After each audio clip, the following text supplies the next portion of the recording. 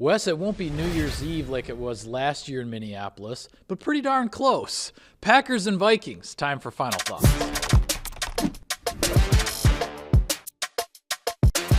All right, Weston, what's at stake? Well, Michael, the Green Bay Packers clinched their berth into the postseason, but there's still plenty here at stake for the Green Bay Packers, trying to figure out exactly where their wild card seeding is going to shuffle out. They're currently in 6th. You can get as high as 5th. You could fall down to 7. Winning against the Minnesota Vikings would keep you in front of Washington while also keeping that number 5 seed a possibility. Yeah, absolutely. And when you look at the Packers' record, 11-4, the top 3 teams in the NFC are the Detroit Lions, Philadelphia Eagles, and Minnesota Vikings. And those 3 teams are responsible for all 4 of Green Bay's losses. This is a chance to beat one of the top teams in the conference before the playoffs start. Wes, who's heating up? Presented by Aurora Heated Apparel. Devontae Wyatt got his 5th sack of the season, back-to-back seasons now with over 5 sacks for the former first-round pick.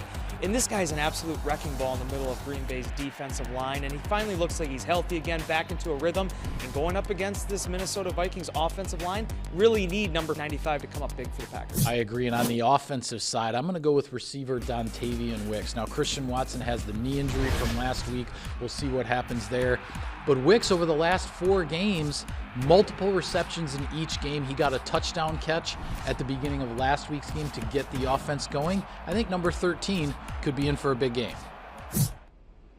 Wes, I say the Packers win this game if they can run the ball effectively. Green Bay with Josh Jacobs, one of the top rushing offenses in the league. Minnesota, one of the top rushing defenses in the league. That's a huge matchup in this game because it also plays into the pass protection. The Vikings have a ton of sacks this year.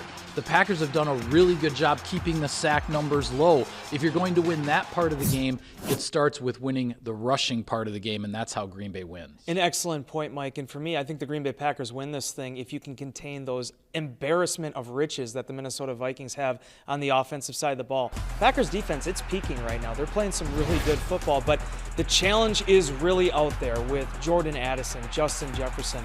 These type of weapons are something that the Green Bay Packers are going to have to account for all 4 quarters.